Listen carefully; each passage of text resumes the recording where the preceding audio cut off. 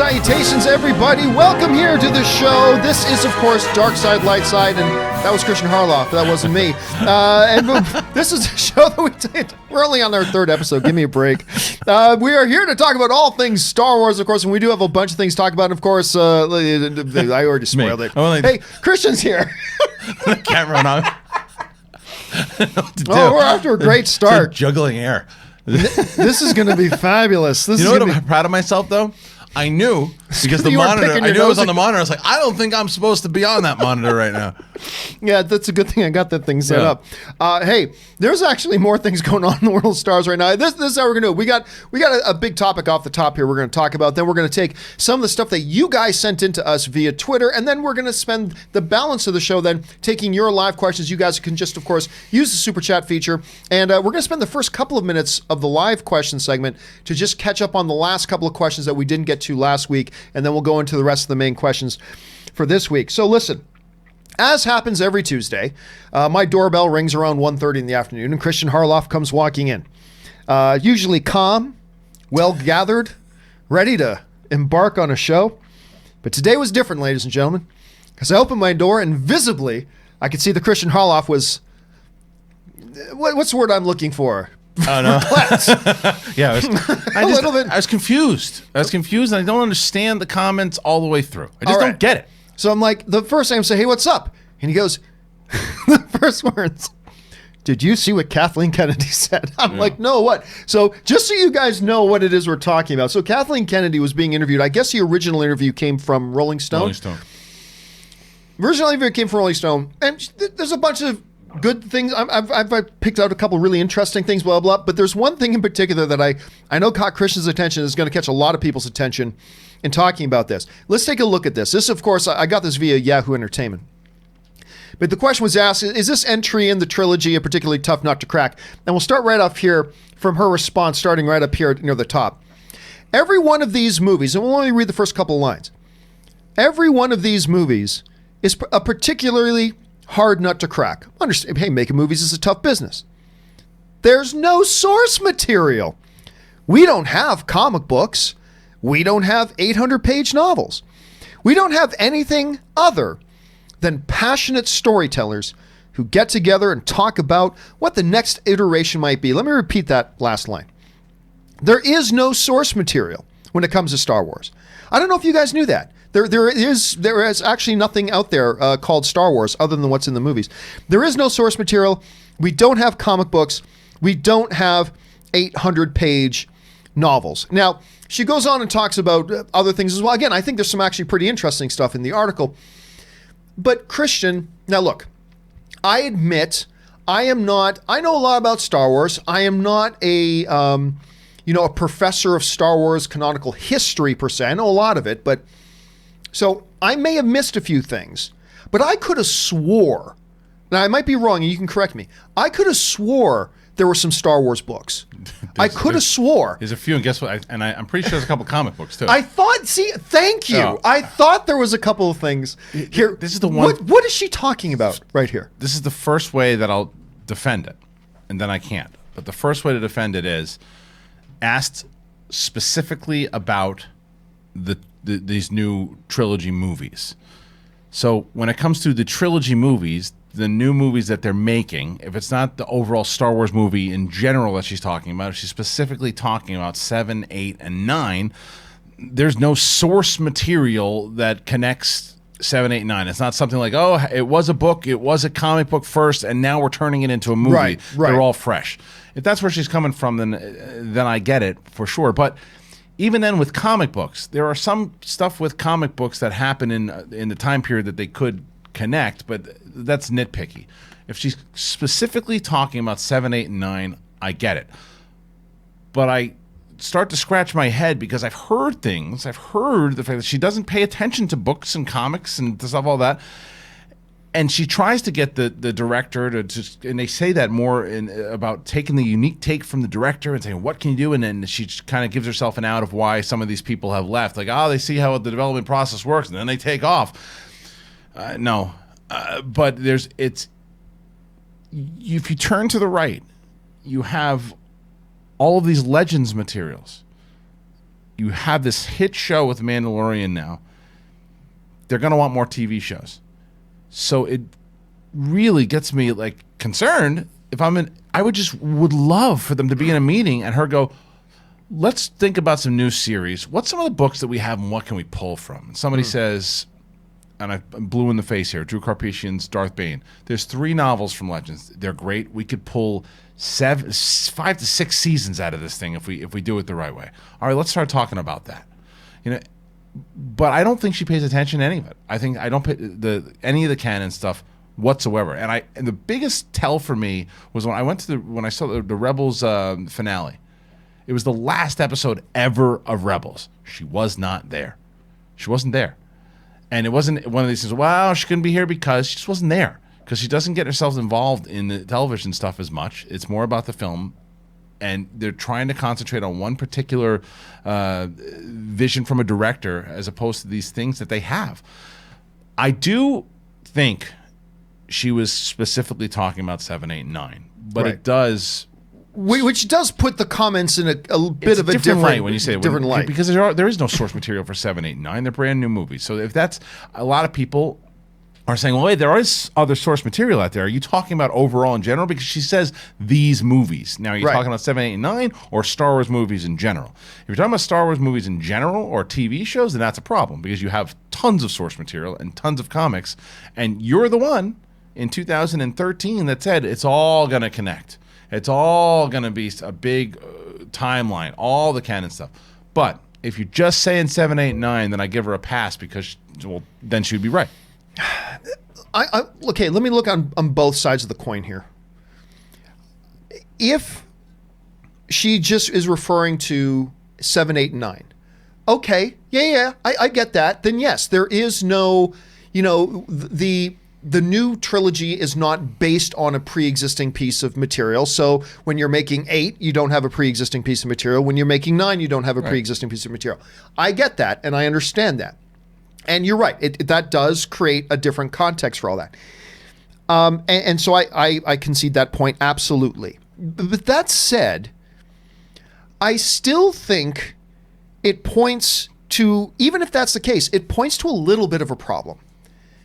You've got to be, look, when you're the person in the chair, when you're the buck stops here person, when you are the figurehead, you've got to be a little bit more aware of what you're saying and how you're saying it to an already very fractured, and let's face it, at this point, little bit fragile fan base. And you got to be aware of the words you're saying. Like, even if you're talking about in context of 7, 8, 9, you can't just come out and say, well, I mean, we don't have comic books and we don't have novels, because that just shakes confidence in a fan base that, let's face it, already is suffering from a bit of shaking confidence. It also diminishes the departments that are working on those things. Yes, it does. Yeah. Immensely so. Yeah. And besides that, while I concede the point to her that there is not an episode 8 book or an episode 9 book, what Lucasfilm has done under her watch is gone and cherry-picked elements of the EU material, the extended universe material, and brought them in. Thrawn is just one of the big obvious examples of that, but they've cherry-picked a little bit here and there.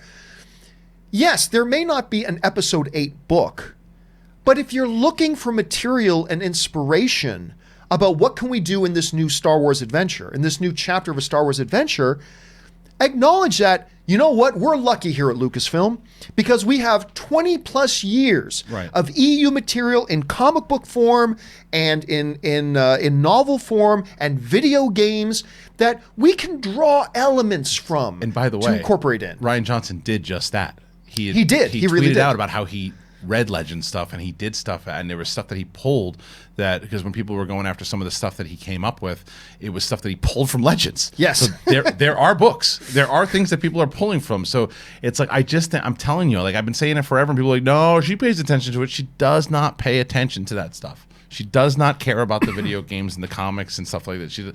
For the business, obviously she does, but I'm saying as far as creatively, she's not looking at that stuff. Right. She's looking at the director and saying, what movie do you want to make? And I think that there's so much. That's why I was talking to my brother about this on the way over here. And it's when you look at the Mandalorian, I know it's very easy to say right now because we're 2 episodes in, but when you look at what they have done so far with Filoni and Favreau, when you look at the who's taken charge of that series, those I feel like I'm watching Star Wars, and I feel like it's lived in. It's made by people who are very understanding of what Star Wars is, and it's not one, and it's got a clear cut. It's going to start here. It's going to end there, and it's not this kind of you do that, you do that, you do that movie, and let's see if we can make this thing work, and not have any problems along the way. And it's the same conversation we're going to have over and over and over as long as she's doing stuff. And she's going to like we said it last time. She's going to make a lot of money on episode 9. And I think eventually I just can't imagine she's going to stick around for more than 2 or 3 years. The problem, when you look at The Mandalorian, to me, this is a great example of her doing what her job actually is. And because this goes to the point of what my main criticism, and I got all the respect in the world for Kathleen Kennedy. I absolutely do, despite what it may sound like from what I'm saying. I have all the respect in the world for her. I absolutely do. But my one repeated criticism of her moving forward is that the prime element of her job is to make sure she gets the right filmmakers plugged in, to make sure she vets them, that she is 100% on the same page with them, and that she is 100% on the same page with them. And that she has failed at time and time again. Mandalorian is actually a great example of her actually doing her job really properly. She heard a great pitch from Favreau. She said, yes, this is something we should do. Then she goes, I got another filmmaker I really trust in Dave Filoni. I want to pair you two up. Now that I know I'm on the same page with you and you're on the same page with me, and I know that I've got quality people and I buy into your vision, go forth. Right. Go make your thing, and I'm going to go start putting together the next thing. So you guys, that's her job.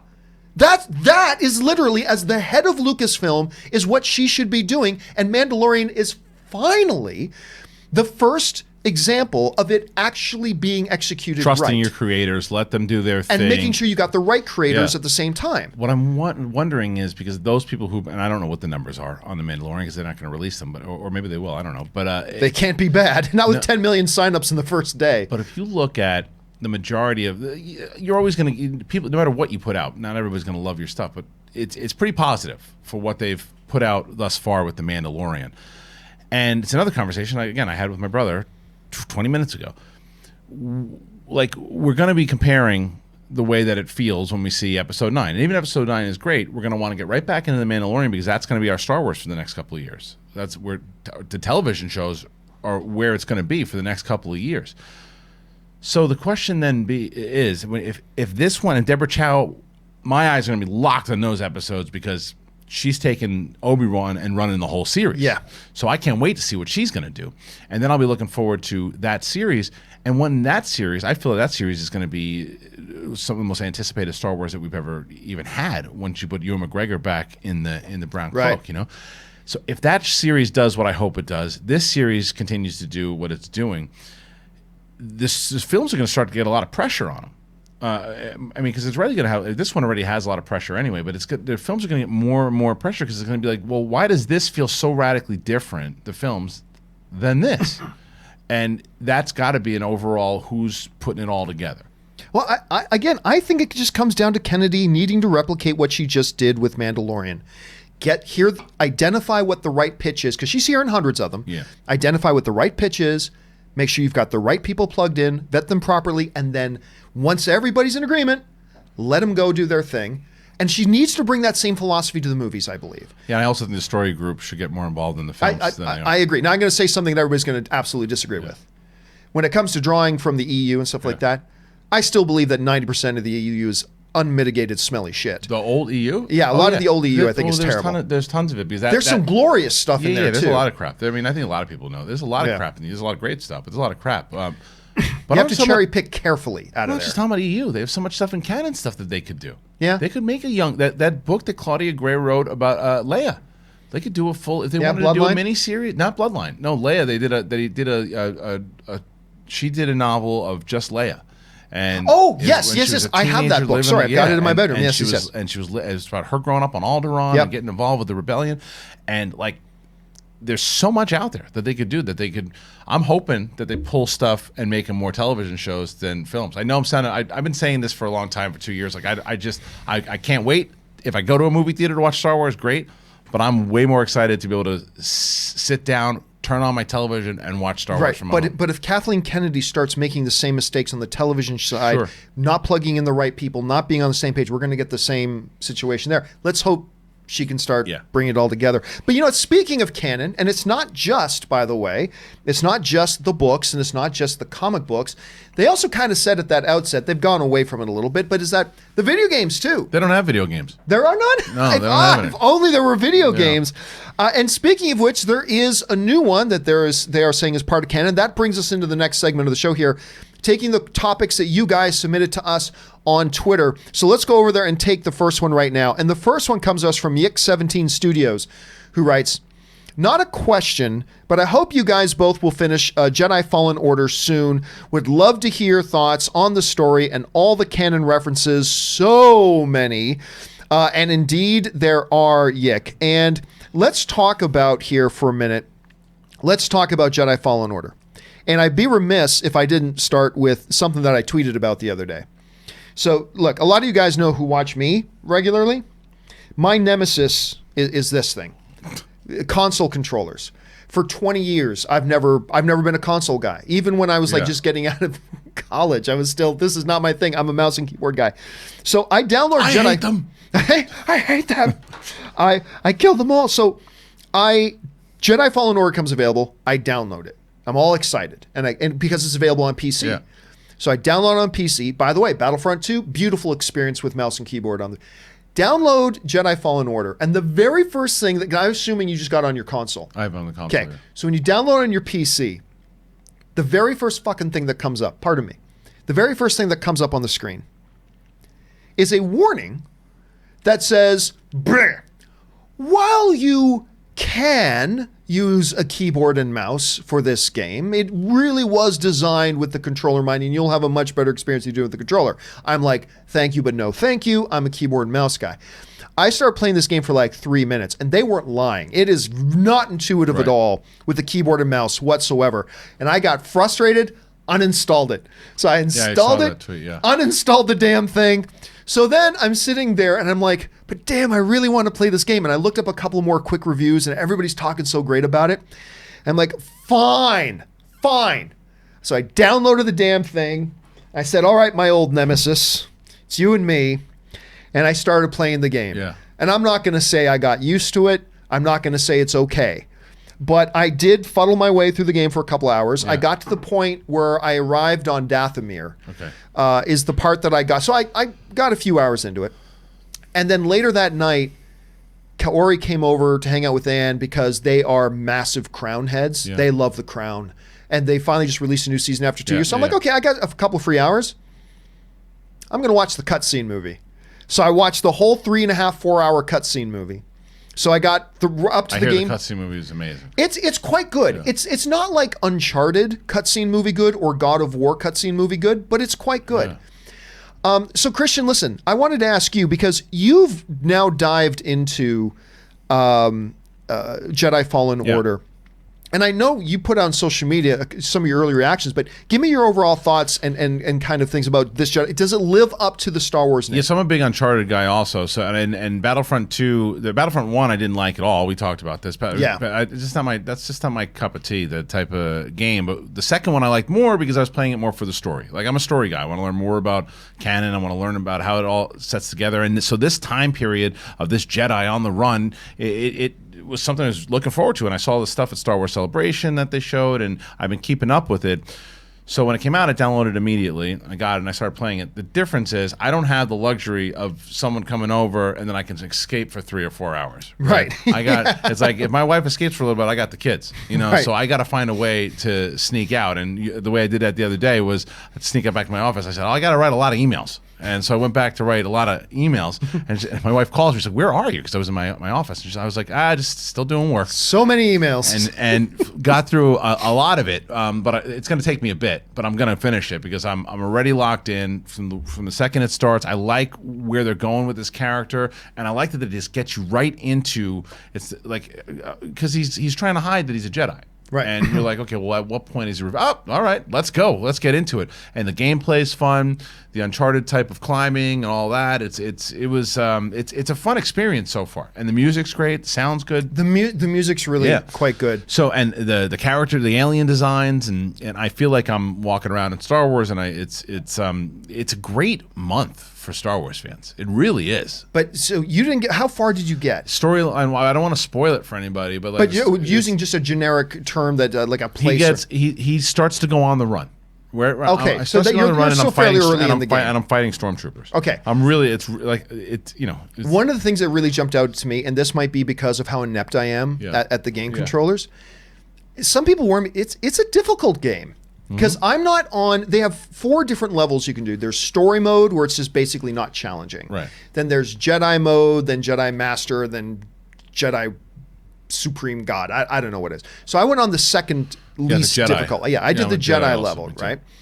And there's a couple of worlds you can go to. When I get to this one world where you find, I mean, this is in the trailers for the game, but you find the hologram Jedi who's giving your instruction. And it's where you really start getting your first taste of combat, right? If you fall off a cliff in this game, right? Which, I'm not going to lie, happened a lot. Yeah, me too. I say, I think I can jump to that. Nope, turns out I couldn't. It immediately just puts you right back on the cliff where you're at, right? So I figured when I started getting into combat, I thought, okay, if I die, I'm just going to pop up. No! If you die, it literally takes you all the way back to your last save If you point. die enough, like, so if you keep jumping off, your meter goes down. No, I mean, actually in combat, like every time I jump by, I died by falling, I would just respawn immediately. Whenever I died in combat or something killed me, it sent me back to my last save point. And so what started happening was I'm on this world and there's these, I don't know what you call these creatures, 2 leg, they're disgusting looking lizard-like creatures. And I fight 1 or 2 of them, great. About 15, 20 minutes and then I run into something else and I think I can take it and I don't parry properly or whatever. So I die, which I did a lot.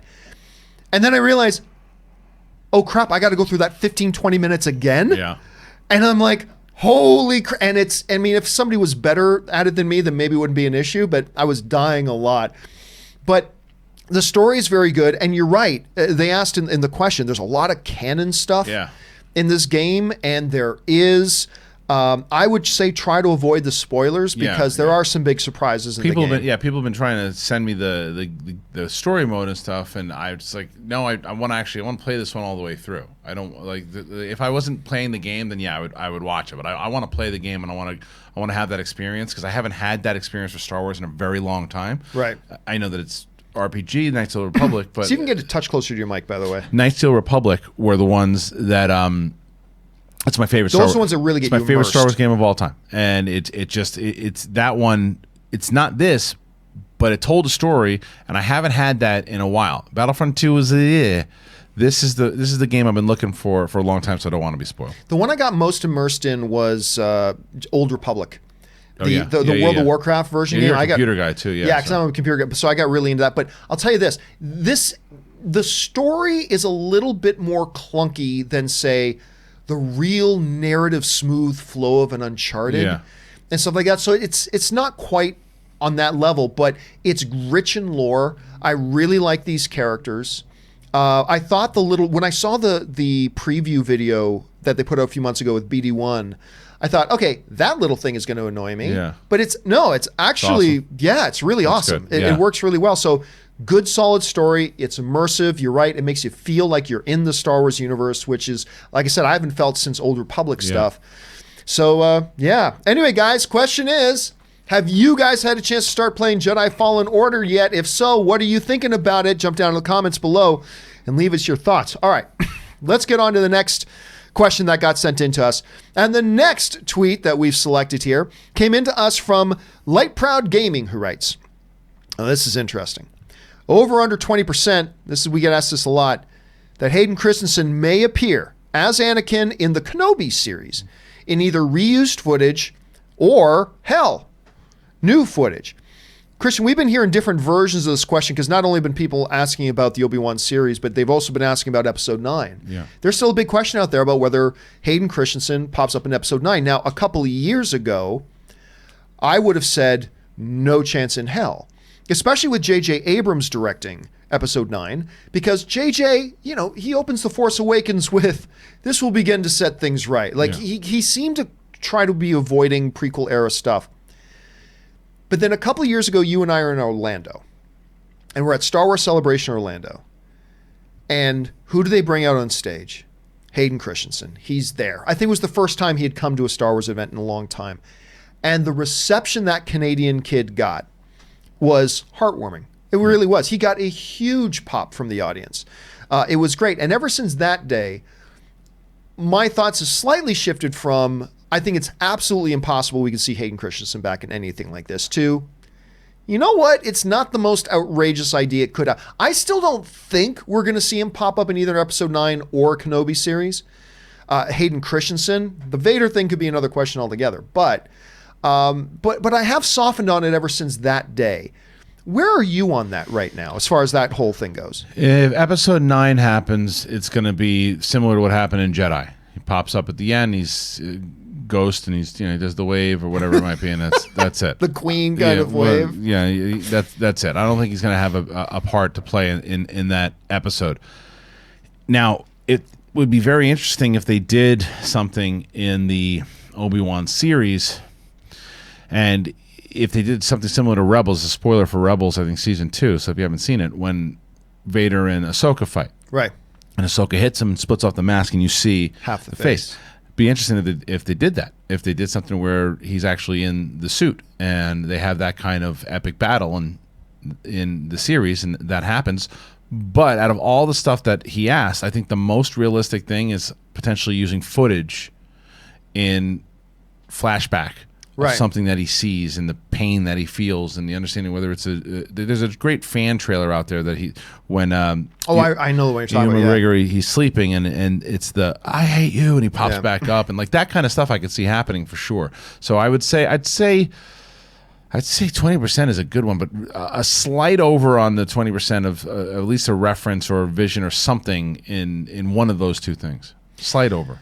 Do you think it's something that Hayden Christensen, as an individual, at this point in his career, understanding the history he's had with it and all that kind of stuff, do you think it's something he'd be interested in? Yes. Yeah? He's an actor and wants to make a little bit of money too, so it's like he's unless, look, what's he been doing? I know he did a couple of movies, but not many. But what's he doing that's high profile? Maybe he doesn't want to be high profile anymore. So that's the bigger question. He might just not want to be. But if he wants to be, why not? Because I happen to think, I don't think there's any plans for this at all. I think an Anakin Skywalker limited series would be very interested too. He's a lot older now, though, at this point than when that would take place. But that having him involved again, I think the fans would enjoy it, because I think there's so much more to it, and it's just a longer conversation of what I think the prequels were to one generation, how another generation kind of rejected them, and then I think how it's changed a lot, the perspective of the prequels and his perspective of him in general. I don't want to see an Anakin series. I don't necessarily want to see one. I'm just saying, and especially now because he's older, now that I think about it, I hear myself say it, but I just mean that if he popped up again doing things as Anakin, I don't think people would reject it. I think they'd embrace it. It all depends on what they did. Yeah. I think they wouldn't reject him. That's what I meant, and if anything, at what we saw when we were there in Orlando showed us, I think the audience is ready to, they've welcomed him back in with open arms, and he seemed to receive it pretty well. So it's a good question. Theory for you guys. Would you be interested in seeing Hayden Christensen popping back up either in Episode 9, Obi-Wan series, something else down the road? Do you think it's something that Hayden Christensen at this point in his good Canadian life even would be interested in? Jump down to the comment section below. Let us know your thoughts. All right. Let's move on to the third tweet that came into us here. And this next one comes into us from Sean Zimney, who writes, with the Mandalorian episodes being a little shorter than many anticipated, do you think this will be the pattern going forward? especially with the Obi-Wan show, do you think it will make a difference that they already had the film script? All right, thanks for sending that in, Sean. And, Kristian, generally speaking, everybody seems, most people, certainly not everybody, but most people seem pretty damn happy with the Mandalorian show. Everybody's having a good time with it. The one common refrain, everybody's got their own nitpicks, me included, but the one common refrain that we're hearing from some people that a lot of people are not super happy about is the runtime of the episodes. A lot of people have been a little bit taken aback. I know I was off put a little bit when the first one came in at about 40 minutes. Maybe even it was a little bit less when you take away the opening credits and the ending credits. And then we rolled into episode 2, and that was even shorter. I think they said grand total was 27 minutes. 27 minutes. So a lot of people have been wondering, what's going on with this? Surely the next one. Well, I've been hearing, and I think you heard the same thing, is that the next, don't expect to hear this to change anytime soon, because apparently the next one's going to be in the 32 minutes from what I heard. 32 minute range, which leads me to believe that they're probably going to go with these length of shows until probably the season finale, in which they'll go something longer. Now, the question then becomes, what does this mean for other shows moving forward like Obi-Wan? And somebody brought this up in the live version of my show earlier today, but I'll kind of repeat it here, is that I don't think we can glean anything about what any of this means for the Obi-Wan show off of one show. Like, they are approaching Mandalorian clearly one particular way, but I don't know that one show, the very first show that Disney Plus is launched with, is any proper sample size for us to make even an educated hypothesis about what will future shows do. Now, if we had 3 or 4 shows already and they shared some common traits, then we can probably start to speculate about, then if they're doing this here, they'll probably do this with Obi-Wan. So I honestly, at this point, the shortness of the episodes in Mandalorian, I don't know that they make me feel one way or the other about how they're going to approach Obi-Wan, longer or shorter. I mean, certainly, Kristian, if they're doing shorter episodes for the sake of keeping the budget manageable, well, then that might be a philosophy thing that they do carry over. But content-wise, I just don't know, and I don't have to go on that yet. What do you think about the length of the episodes that we've had and how that's playing out? And do you think right now that maybe gives us any kind of foresight into where they might go with future shows, specifically the Obi-Wan show? Look, as a hungry content fan, of course I want these things to be longer. Of course I want to be able to sit there and analyze and look and enjoy and be more and more. But I'm happy with the content I'm getting so far. I'm happy with what I'm seeing. And if that means this is the story that Filoni and Favreau and Rick, I always mess up the name, Famuyiwa? How do I pronounce it? I always say it the wrong way. But Famuyiwa? I always mess it up. But if this is stories that they want to tell, and Deborah Chow and the stories they want to tell them in 32, 33 minutes, and I'm enjoying myself, I don't care. Because at the very end of it, like we just talked about 10 minutes ago, if they know where they're going from the beginning and they know where they're going at the end, and then I can watch all these shows together as one big 4-hour movie, then I'm good. Then that's a longer movie than we've had in Star Wars in general, a 4.5-hour movie or whatever it might be. I'm good. I don't necessarily know if it means that every show is going to be that way, because I think The Mandalorian, we know, is going into season 2. How many? They're already shooting. They're already shooting, or they're at least starting to shoot soon. Isn't that what it is? Well, yeah. John Favreau put out an image saying right? with the slapper on season 2. So I guess it already started. Okay, so we know that's already going to happen. How many seasons they're going to do, we don't know. Right. We don't know what the direction is for Obi-Wan. If Obi-Wan is 6 episodes and then done, then you probably get longer episodes. But I think that what you said with the budget is another thing too. This is a massive, massive show on a platform that is not. It's brand new. It's only been out for a week or whatever it is, 2 weeks. So they're taking their time with it. They're going to spend their money accordingly, and they're going to do what they're going to do. But they're going to tell their stories the way they want to tell them. Because there was a script, Obi-Wan, that was stretched out. If they're 30 minutes and it tells the story that it's going to tell, I'm okay with it. If it's 45 minutes, if it's an hour and a half, I just don't want them to start doing episodes because they feel like, oh, wait, we got to do more and more and more. And then there's just these scenes of over CGI'd and things that they do that I feel like, oh, there's this random shot of a Jawa doing God knows what for why. It's like, why did we have that whole ridiculous scene in there? There's a band singing an alien song for 5 minutes because they wanted to add time. I don't need any of that. I would much rather it be, tell me the story, let's get to it. All right, question here is, guys, are you worried about it at all? Maybe you've been thinking, you know what, the runtime has been perfect. I just wanted more because it's felt great. Or do you feel like it has been suffering because it's been so short? Do you think it gives us an indication where they may go in the future? Do you have a preference one way or the other?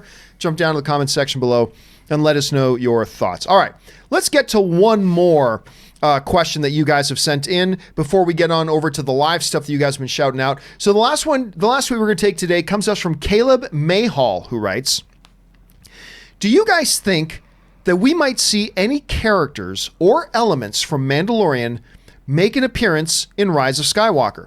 Love what you guys are doing, and may the Force be with you. Hashtag a dark side, light side.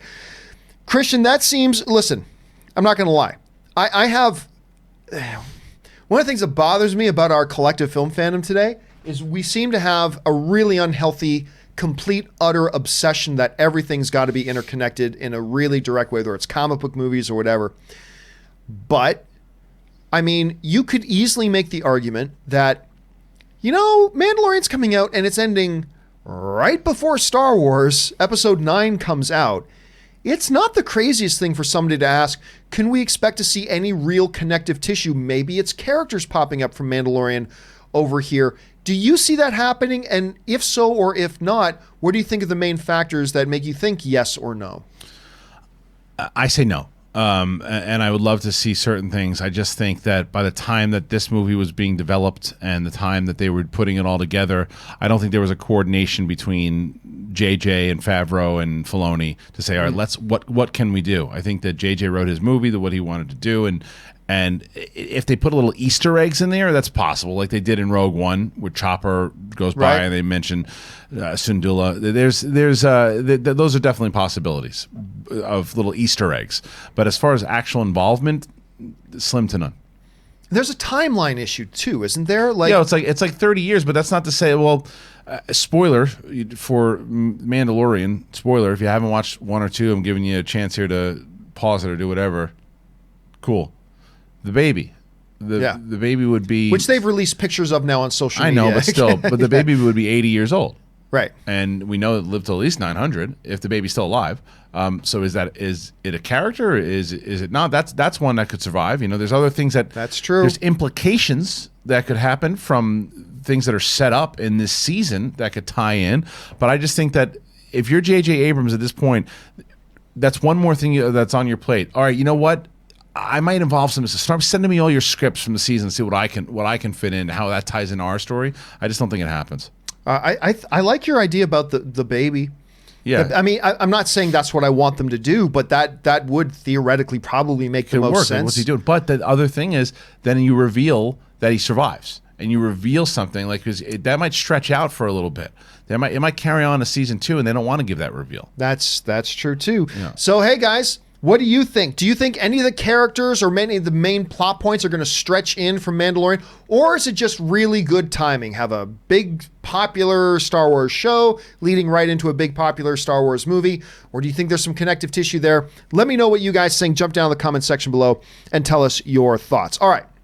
With that down, listen, we got a whole bunch of live questions that we're going to get to. But before we get to them, we didn't get around to all of the ones last week. Now, I was going to do a companion video, but I realized there's probably only about 6 or 7 minutes worth of questions. I thought, well, why do that? Why not answer it actually here on Dark Side, Light Side? So we're going to fly through last week's questions first. So let's take a look here.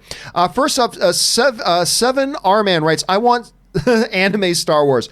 I'm not an anime guy, so I wouldn't be big on that. Yeah. Would you personally? It's not. It depends on story, whether or not I'd want to hear about it. But no, I'm not a big anime guy. But I think there are a lot of people, there are a lot of fans that are. I thought that there was one. Well, there's like some fan-made one of a Japanese anime that's told from the perspective of TIE fighter pilots. It's actually really fun to watch. It's just a little side YouTube videos. It's got awesome music and awesome animation. You should check it out if you guys haven't had a chance to see it. A3 writes, does John not like Emilia Clarke? I didn't get that comment you made earlier. My bad. Listen, I love Emilia Clarke in Game of Thrones. I'm just being honest with you. I have not been impressed with any of her performances outside of that yet. Granted, I haven't seen Last Christmas. Maybe it's her Meryl Streep Sophie's Choice performance. It isn't. Yes, I'll take your word on that. So, but I will watch her with great interest because I liked her very much in Game of Thrones. I just being honest, I haven't been totally thrilled with any of her performances outside of that yet. Bag Studios writes, so was that a Death Watch helmet the armorer had? It's hard to tell. Now, this is getting back into some of the lore stuff, particular stuff that was covered in Rebels and whatnot. The Mandalorian helmets are so similar, it's hard to tell. Was that your first impression that it was a Death Watch helmet? No. Because I didn't think of it at first. No, I didn't. It was definitely brought up afterwards too. It's not my first thing, but I think more things will be revealed because there's definitely going to be a scene on Mandalore. I mean, there has to be. I don't have much doubt about that. There's going to learn so much more about the Mandalorian culture, so we'll probably get a reveal on that. I don't know if it was a Death Watch helmet though. Fan of Peanuts writes, favorite thing aspect of the first episode so far. Now, obviously, this came in before the second episode. To me, it was simply the Western atmosphere of it. That's what I love the most. That really draws me in. What about you? I loved the battle at the end with him and IG-11. I loved the battle. That was a great battle. And when he gets on, like the fact, because at one point I'm like, these things are terrible shots. They're worse than the stormtroopers. When IG-11 starts running out, I'm like, they're not going to be able to hit it, and then they just pepper it up. But he jumps on the thing and starts firing down. The music starts playing as he's shooting the cannon. I was like, that's a great scene. Yeah. Ben Rayner writes, over under 5% Rey and Poe meet again in episode 9. Just kidding. LOL. Hi, I am Poe. Hello, I am Rey. That was one of my. I brutally make fun of that scene all the time. It's ridiculous. They were in the same room together in Force Awakens. Right. And in the novel of Force Awakens, they meet. Right. But that goes back to what you were saying. Well, the film contradicts it. It's not canon. Yeah, so either it's canon or it's not. Right. Not if anyway. Yeah. Like that. Eric Hernandez writes to Kristian about Vader and Kenobi. We're not going to get Kristian going on this. Yeah. When I left you, I was but the learner. Now I am the master. Vader wouldn't admit to being lesser unless as Anakin. Now, Kristian, I've been promising for weeks, and we will do this in the next couple of weeks. I promise. We will have a real full discussion about the not the validity, but the actual chances, possibility, and the veracity of the possibility of Vader in an Obi-Wan series. But do you want to give a quick response to Eric here on that? Yeah, all it says is when I left you, I was but the learner. He could be referring to leaving him in general. Like it's not just necessarily the battle. It could be when they left, when he left him, and we decided I'm taking off. They had their fight on Mustafar, sure. But that was still during that time. I was the learner. Since then, I've been going through some stuff. Now I'm the master. It's like that still could reign true. All right. Fan of Peanuts writes, do you think Kevin Feige will ever do a saga trilogy? Well, I mean, let's let him get one film done. Yeah. First of all, he wants to do it. It's not in stone that he's going to do it. I think he will. I think the 2022 film will be his, but I mean, I don't know that. So let's see how he does. Don't forget, Kevin Feige's he's already had the busiest job in the world. Now he's just added 50% more responsibilities to it. So I don't know. What do you think? I think that it goes back to what you said last week. If he's gonna have a plan. Yeah. Unless he has one story that he just wants to tell to say, yeah, I'm good, but I think he's going to have a plan to set up future movies. Now, whether that's 2, 3, 4, 5 films, I think he's going to have a strategy. All right. Darth Scorn writes, my list of movies in order of best to worst. Last Jedi, Revenge of the Sith, Return of the Jedi, Phantom Menace, Rogue One, Clone Wars, the Clone Wars movie, Attack of the Clones, Empire Strikes Back, New Hope, Force Awakens, and Solo. That's the craziest list I've ever seen. I respect it, but it's the craziest list I've ever seen. It is a testament. Your list, Darth, is a testament to how all films hit us in different ways. Empire Strikes Back that low. After Attack of the Clones, sir. If I had a white glove, I'd slap you with it. I'm just kidding. Isn't that Homer Simpson scene? Yeah. All right. Man Mountain Gherkin 23 writes, I have DVDs with both the original theatrical version and the ones with added scenes. My only DVDs that I refuse to be generous and share with people. Oh, you don't let those out of your sight because those are tough to come by. I know Anne, she just happened to have buried away in actual DVD copies of the untouched, unsullied original trilogy. But it's like, you never touch No, those. you don't want them to get messed up. Because they honestly... People like to think otherwise, but they may never see the light of day again. Yeah. So hang on treasurefully to those. All right, a fan of Peanuts writes, glad, John, you and Kristian are finally back together.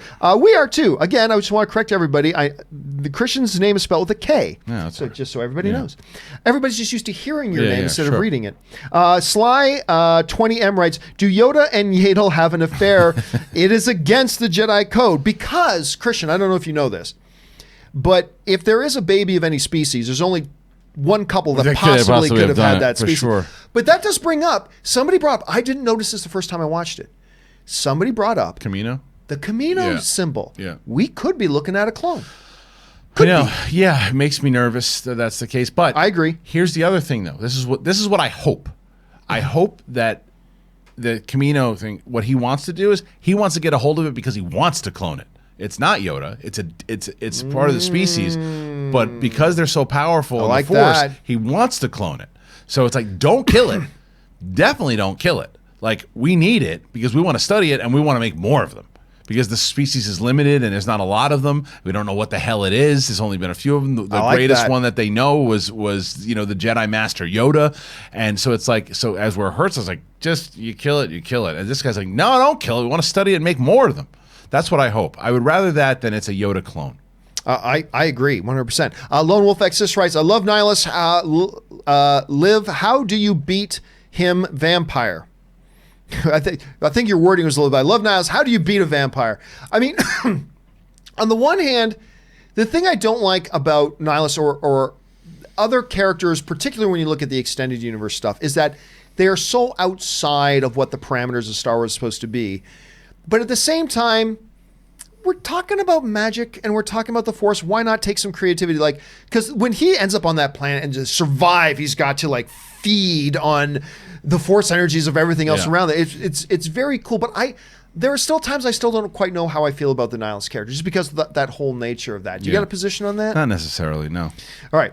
Tom Weinberg writes, saw a theory that pointed out 50 years ago was when Anakin was born in 41 before the Battle of Yavin, and maybe Baby Yoda is another Force baby? My gut reaction is, hell no, but I do find it intriguing to think about now. Well, I hadn't thought about it in those terms. Takes away from the whole Palpatine Plagueis thing, though. The fact that that it almost looked like Palpatine was telling Anakin, he's like, I'm your daddy, because I created you, basically. Right. Like, he taught him how to create life and how to do these types of things, and when that might play into Episode 9. I don't want to see that also happen, because Anakin or Qui-Gon was like, what do you mean? So there was no father. Like, that was like a new thing. Wait, what? If it's like, oh yeah, Yoda, same thing. And it's and there's a little baby that we have back at the thing. They're also created by the Force. I get it. It's like, you can just be created by the Force. I hope not. Yeah, you start taking away from the uniqueness of it. Tom Anderson writes, Yoda species looking 1-year-old at 50 and 90 years old at 900. Well, we talked about that on a previous episode, Tom, and like our thing was different species age differently. And just because, hey, maybe a child of Yoda species, it develops a certain pace for the first 70 years and then goes through a rapid growth and it starts aging differently at that point. I mean, Anne, my wife Anne is Asian. And she often jokes about, she goes, oh yeah, I'm going to look like this till I'm 55 because I'm an Asian woman. And then on the evening at midnight of my 55th birthday, everything's going to crack. And I'm suddenly going to look 67. And she goes, that's just how we do it. I'm like, okay. But I mean, in as much as we don't, that different species age differently, we know nothing about this species. For all we know, from 50 to 100, he could look like a college student ready to go. I mean, we just don't know. We can't apply our own physiological rules to that of an alien species. I don't know, how would you respond to it? IG-11 says the same thing. He's like, different species age differently. So more rules. It's okay. That's again the beauty of the television show. You have more time to tell the rules. More time, to get into it and stuff like that. Explore a lot of different stuff. Okay, guys, listen. That will do it for the questions. That gets us now all caught up on from last week's questions. And now we're going to get down to the business of the questions you guys have been sending in this week. So let's jump into that right now. And we're going to start with Serenity Lotus, who writes, 110% lives up to the Star Wars name for me. Of course, the title of today's show is, Does Jedi Fallen Order live up to the Star Wars name? And I would say, yeah. I'd say, yeah, it has. Look, I've said before, my biggest thing I look for in a Star Wars title, whether it's a book, whatever, adventure. Let me feel adventure. I think this game gives it. So far, so good for me. Yeah. He also just super chats in a little devil face. Thank you so much for that. Brandon Blake writes, LSV Robot is the best comedy of 2019. I'm assuming that's from SEN. Yeah. So on SEN Live. By the way, if you have not subscribed to the channel, please do so. Go on over to Schmodown Entertainment Network on YouTube. A lot of great fans from over here have joined us already. Please do that. Every morning, 10 to 12, we have a feature that we only put on throughout certain portions of the show, and it's this robot, and you can interrupt the show for the donation. And Ellis, they've been just bombarding Ellis with it, and they've been very creative with it. It's pretty fun. And by the way, look, if you ever a question about where any of this stuff is, take a look there under Kristian right there. You got his Twitter handle. You really should be following Kristian because he does a great job of keeping everybody completely updated what's going on over there at SEN. So make sure you guys are following him on there. Okay, where are we at? Brandon Blake writes, if Leia can use the Force to survive the vacuum of space, why is it such a leap that the Emperor himself could use it to survive the fall? Hey, listen, one of the things I've always said is that, look, we don't see the Emperor die. In movies, not just Star Wars movies, the rule is if you don't see it happen, you don't know what happened. And listen, in Phantom Menace, we see Qui-Gon and Obi-Wan making incredible leaps of distance and stuff like that. Look, I'm not saying that Palpatine survived the end of Return of the Jedi and he's actually been alive this whole time and that's the only explanation. I'm not saying that. But I'm saying it's clearly a possibility. Is it not? Or? It's definitely a possibility. I just don't know where he's been for 30 years. Right. If not, it's like, if he survived it, why did he wait 30 years to come back? He should have said, hey, everybody, hey, troopers, I made it. I'm good. Here's the attack. Let's do this instead now. Maybe he's patient. If anything, the Sith is patient. But if he survived the fall, if he survived it, but the Death Star was destroyed. Come pick me up. I'm on level 3. Yeah, the Death Star was now destroyed. Yeah. The fleet was in tatters. I mean, he could have surmised at this point it's a losing fight. I don't know. It took a couple years for them to take the Empire down because they had no leader. So he just decided, nah, I'm good. I got thrown down a shaft by my apprentice. Or maybe he was simply in no shape to do it. That's another thing. If he was injured badly, like towards the point of death, and survived, and it took him a while to recoup, and he had to use the dark side, similar to what Maul had to do, right? Because that's the other thing. Maul was cut in half, and he survived through the dark side. Before the fall, cut in half. Okay, right. So, yeah, I mean, it's possible. It's certainly possible. All right. Jeffrey Podolsky writes, I feel if Lucasfilm does Revan, it won't be a one-to-one retelling of Knights of the Old Republic, and it will further split the fan base, so I hope they avoid that story. Mention him to make him canon, but then leave it there, at least for now. I mean, look, my personal feeling of this, Kristian, is like whenever you're translating something from one medium to a next, a certain level of adaptation has to happen, because I always say that the filmmaker's number one responsibility is to make the best movie or make the best show possible, not be as true to the source material as possible, because source material worked on one medium might not work on another. Any alteration from something like Revan or Bane or whatever probably would be met with a lot of resistance, don't you think? I do. How would you deal with that? Well, there's all these rumors that Knights of the Republic, they were doing like pure adaptation through screenplays, and there was someone who already wrote it. I think I don't buy that. I don't buy it either, but I think that this is something that would actually call for that if you were going to do it at all, because I agree. I think you don't want to mess with it too much, especially that story. I've said it many times. I think that Knights of the Republic is my second favorite Star Wars story next to Empire Strikes Back. And there are a lot of twists, a lot of turns, a lot of great characters, and I think you could take all of those, and I would be okay. It's the same way I read a lot of the Harry Potter books, and when I saw Harry Potter in the theater, it didn't take away from my experience, it enhanced it, right? Yeah, I knew it was going to happen, but I wanted to see how it transpired. A lot of people, when they read books, should be the same thing for the video game. Take a lot of things, change some stuff up if you have to, but stay true to it. And I would love to see 3 or a series happen from Knights of the Republic. those comments in Rolling Stone magazine make me think we're never going to see that. James Argento writes, over under 30%, we see the great purge of Mandalore in season 1 of the Mandalorian. FYI, the plant in the first 2 episodes is called Arvala 7. Which plant? Planet. That's the name of the planet. Oh, there's the name of the planet. Planet is Arvala 7. Yeah, the one that he ends up on. Ugnaughts on. It's Arvala. Yeah, that came out not too long ago. I think you can find that on Wikipedia also. But yeah, it's Arvala 7, which is where that's where Nick Nolte's hanging out. That's where Nick Nolte is. It's where the Jawas are. That's all of that. Yeah. By the way, we haven't talked about it. No, episode 2. I love everything that had to do with the Jawas so good. in episode 2. It drove me. I saw some comments like, "Oh, why are they there? They should be on Tatooine. Why not?" No, we've seen them. We've seen them in other places. Yeah, but these are also different Jawas. The Jawas on Tatooine have yellow eyes. Right. These ones have red eyes.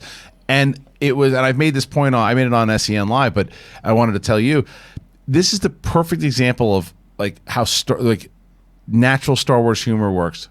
When he's talking, he says something in Jawa, and they go, "That doesn't sound like Jawa. It's terrible. That sounds like Wookiee." He's like, "You understand this?" And tries to light him on fire. That was amazing, especially after they'd already taken all of his weapons away from him. Great moment, and I like those types of things. Like that whole thing. That was such a great Star Wars episode. And I saw another comment that it was filler. It's the farthest thing. Filler. I've seen other people say, I'm like, farthest filler? thing What? From filler. Filler means that it doesn't further the plot at all. Filler means that there was just it's just an episode that takes place to get to the actual story. That is inconsequential to the overall narrative path. All of this was consequential. Yes, all of it. And because he looks over it, he notices this thing about the baby. We learn more about him and what he'll go through. Plus the fact we think that baby wakes him up twice from the Force, by the way. Is he Force sensitive? Because that's 2 times. If you go back and how many times have you seen the episode? When he falls off the Jawa's thing, right? He's out cold. They close up on the baby. And then right after that, he wakes up. Then he's out cold again by whatever the rhino thing is called, right? Right. He's out cold, close up on the baby, he's up again. They did that twice. Go back and watch it again. And so there's some kind of connection there. And I'm not saying he's Force sensitive, but maybe the baby's using the Force to wake him back up. And the fact that the baby gets up, tries to help him a couple different times. The relationship he has with the Ugnaught. Does the Ugnaught come back? There's so much more that just plays in than just being filler. Not even close to filler. Here's the other thing too: is that every good tale about the hero's journey, in the hero's journey, the hero has to come across obstacles. Yeah. And good storytelling, when you come across those obstacles, you use the obstacles to further the overall narrative. You were just pointing out all the different things we learned as a result of his ship getting stripped and having to confront the Jaws. We learn all these things about the baby, the revelations made to the Mandalorian himself. How reactionary he is. Yes. He doesn't even try to negotiate with these things. He just starts picking them off. Yep. And it's like he's kill first. Does that change throughout the show? Does he become more at peace? Like there's a lot there than just like filler. By the way, that egg's got to give you boners. It has. I mean, that's the only thing. The eggs? The egg. The egg yolk must give you huge boner. That's why the Jawas want Why would you trade all the parts of a ship just for an egg? But well, the Jawas. We don't know what it does. The filthy Jawas. All right. And Andoni writes, thoughts on Vader Immortal, excited for Chapter 3. I've got my Oculus Quest downstairs. I have not done Chapter 2. I haven't done 2 yet. Yeah, I haven't done 2 yet either. I got to play 2. I loved 1. So yeah. So you have a Quest? You have a? I played it. So I went to the actual thing. I got a chance to talk to David Goyer about it, and it was great. And I loved it. I got to play it a few different times. So I do want to see where it goes because I dug it. All right, next one. Roseboot writes, Mandalorian book, please. I wouldn't be surprised if they give us a novelization. Sure. That seems to be their pattern. Yeah. I wouldn't doubt it. Jose Mias writes, did Purge Troopers supposed to appear in Rebels? I'm not quite sure what he's asking. Were they supposed to appear in Were Rebels? They supposed to appear in Rebels? I don't know. I'm not sure. I've not heard anything about that. Jabin Carter writes, over under 40% we see flashbacks showing what happened to Palpatine after Vader threw him down the shaft. How did he escape to the Death Star?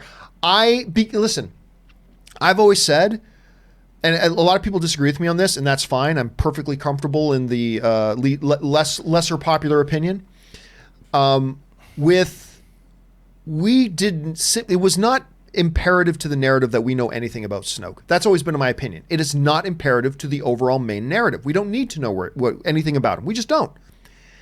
I feel like as Palpatine is such a key player in this entire saga, and we have gone X number of decades believing him dead, I'll go over, I'm not going to say it's 100, but I'll go over 40%, Jeff, that JJ is going to feel like, yes, it is imperative to our narrative that we do understand how did Palpatine get from point A to point B, because his transition from point A to point B is directly affecting our narrative. So I'm going to go over 40% on that. What do you think? I think I'll go over 40% that is explained. I won't go over 40% that they're going to do a flashback. I don't necessarily disagree with that. Yeah. Yeah. I think I explained. You can explain it without showing it. Yeah. Yeah. You have to. You can't just show up like, I'm back. Why? Just deal with it. Because we needed a villain. It's like you gotta tell me how. It's like you discovered there's going to be those conversations for sure. That's over 60%. Yeah, whether it's shown or whether it's described. Yeah, I agree. All right, Christopher Lott writes, I love the look, feel, and story of Mandalorian so far, but how can Disney Plus compete with Netflix if they are only creating 30-minute episodes and only 8 in the first season? It's not enough new content. I would address it in a couple of ways, Christopher. Number one, Disney Plus understands they're not competing with Netflix.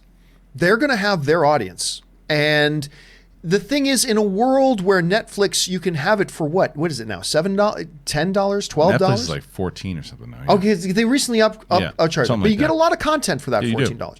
With Disney being $7 a month, I mean, basically you're paying less for both than, I'm not somebody who drinks, but if you are, then going out to a bar next week and having 2 beers. I mean, you're basically paying the same amount. I don't see, Kristian raised a great point earlier. Quality is not tied to the length of the show. Some of the most popular shows of all time are 30 minutes. I mean, when you're talking about The Office or Seinfeld or whatever, now those are different types of shows. And there's also about 22 of them. Right, and there's many, many, many more of them. But this is literally cinematic level quality, effects, shooting. You are getting the scope of about 2 or depending on what the overall runtime is, 2 to 3 full-length feature films, version length in this, and it's good Star Wars. That's something Netflix doesn't have. And I don't think that's going to be an issue. How would you address that? Well, as far as the competing with, I mean, you got to also remember, like, so it's a lot of people are signing up for Disney Plus. Myself, John, maybe you signed up for Disney Plus for The Mandalorian, right? A lot of people did. At least for day one, yeah. You know who didn't? My wife. She got it because now the Mickey Mouse Club is on, Mickey Mouse Playhouse, whatever it's called, Doc McStuffins, like all these shows that Doc kids are. McStuffins. I want a shirt that says Doc McStuffins. It is Doc McStuffins. It's a real character. Hilarious. So she watched and the Winnie the Pooh movies. My other daughter's watching Frozen. That's where you're going for. Remember that Disney is for, it's got a lot of kid-friendly stuff. And that's why you get that app, because all the Disney Junior and they're irrelevant now. The Disney Channel stuff, you all can stream from it. And that's how they compete, because their entire library, all the IPs that they have, all the Marvel movies, all of that, that's how they compete with Netflix if they want. And you're right. I don't think they are trying to compete with them, but that's how they better word than compete is to stay relevant and be a successful streaming service is to have all these things. And then they have new series that are coming out next year, whether it's the Clone Wars, the Marvel series, more of the Jeff Goldblum stuff, other docuseries, the High School Musical stuff. They have tons of stuff that they're working on. So it's not just Mandalorian being half an hour. They'll do more. And Obi-Wan and all these other series. I agree. All right, next up here, Murray Reich writes, 1 of 2. Hasn't Star Wars already broke canon many times before? Rey and Poe first met each other in The Last Jedi, but in The Force Awakens novel says differently. Obi-Wan not remembering he owned droids, but the prequels show he did have. Leia and in Return of the Jedi that her mother died when she was young, but remembers her being beautiful. But Revenge of the Sith or Rise of Skywalker contradicts that. Or that was Revenge of the Sith contradicts that. I think there's a couple of things you can say. One, the whole novel to movie thing is something I've complained about 1,000 times. You cannot say everything is canon and then say, well, except for when it contradicts canon. The whole idea is canon is that it never contradicts itself. Anyway, with the Obi-Wan thing, that's been a discussion for a lot of years. A lot of people say Obi-Wan is just playing it off, still trying to be a little bit aloof. He is not fully showing his cards to Luke or to the droids at that point. So that's going to be, and I think there's really something more symbolic about I mean, I think there's a Force thing at play with Leia remembering something about her mother's face. But that's addressed in novels and comics in canon.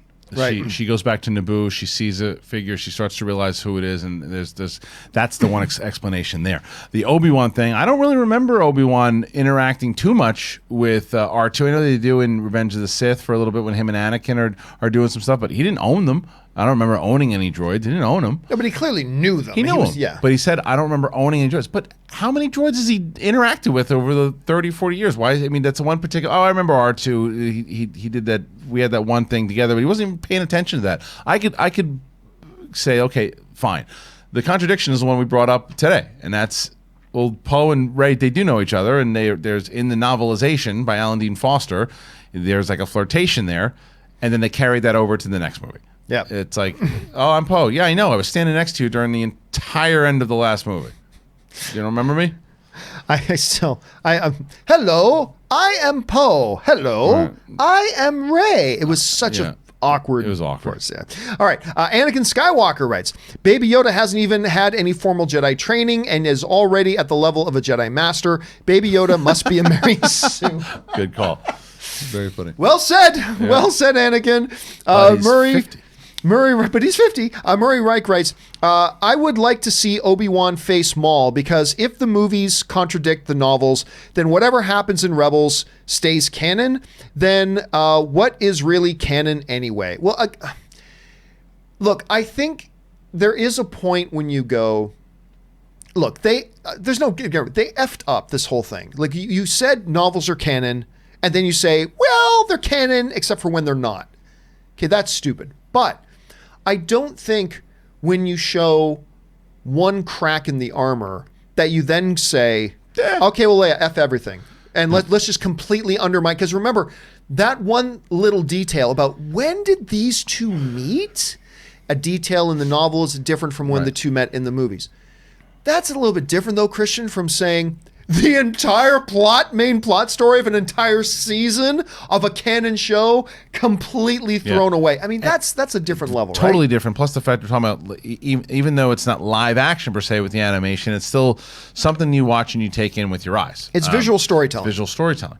So the end, Filoni, who has a heavy presence in the film, in the television division in Lucasfilm, is not going to have that part of canon just erased.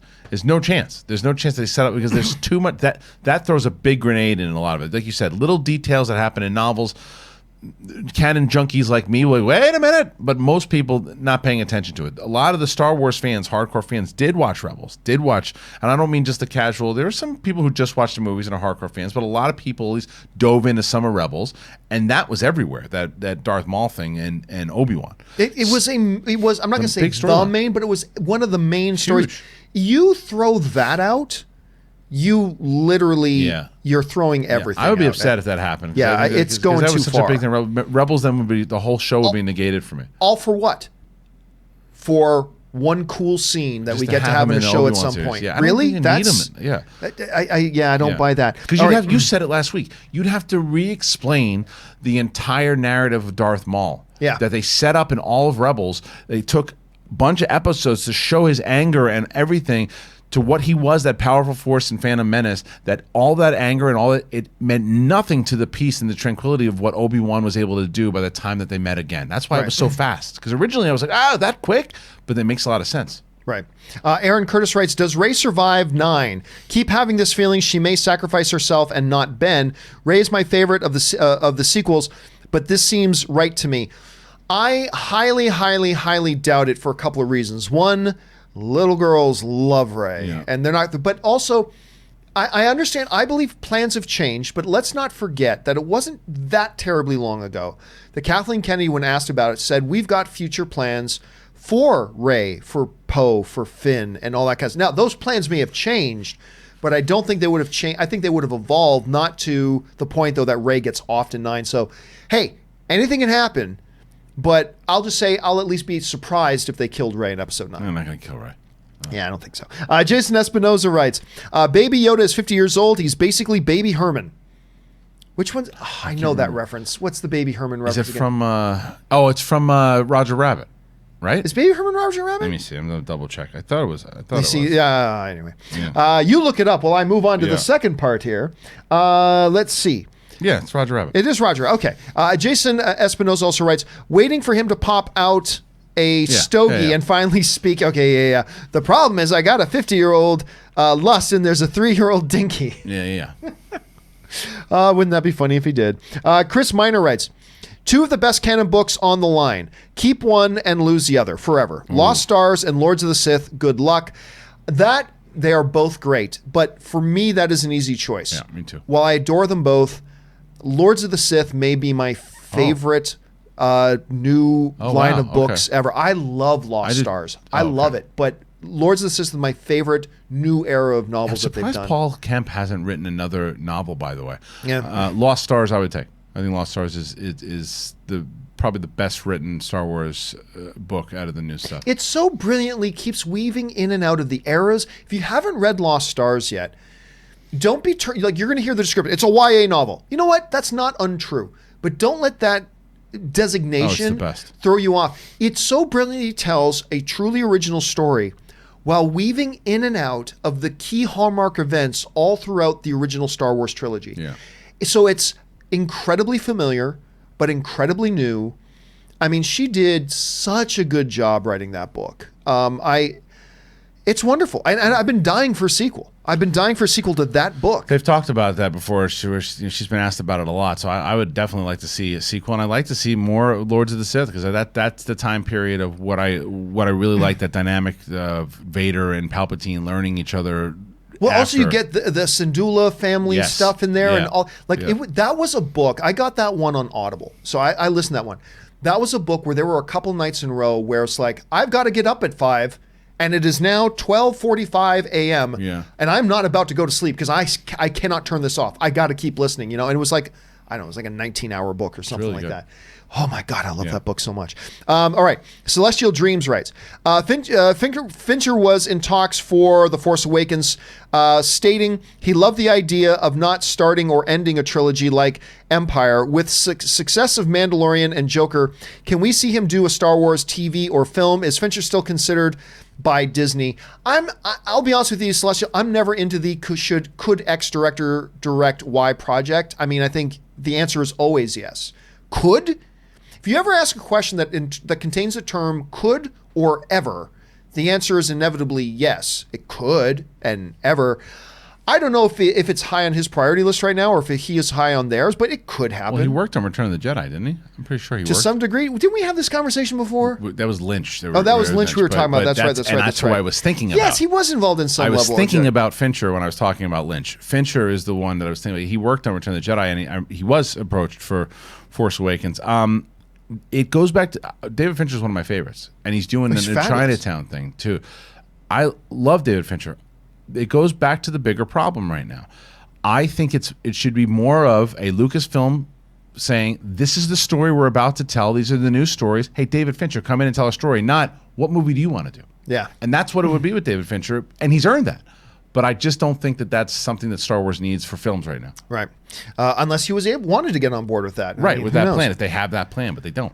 Kenneth Colton writes, the Force is strong today. Start the countdown. Episode 9 comes out in just 30 days.